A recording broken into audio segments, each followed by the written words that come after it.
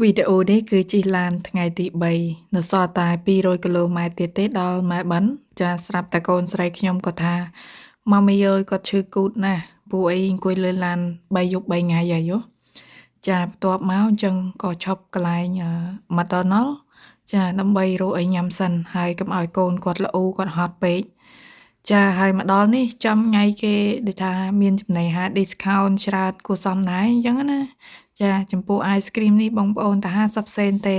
គឺអេមែនទែនប៉ុន្តែកុំទិញឲ្យខ្ញុំទោះបី50សេនក៏ខ្ញុំអត់ញ៉ាំដែរ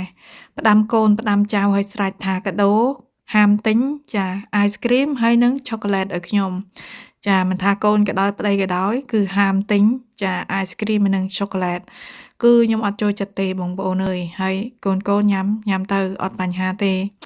ចាហើយបន្ទាប់ពីញ៉ាំហើយបានបន្តដំណើរទៅមុខទៀតចាសប្បាយផងហត់ផងនិយាយទៅគ្រប់រសជាតិតែម្ដង